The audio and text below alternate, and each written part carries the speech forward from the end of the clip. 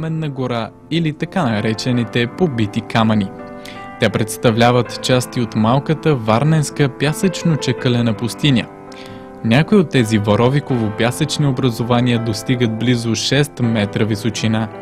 В естествения си вид, мащабните пространства с уникални ландшафти са разположени на обща площ 246 хектара.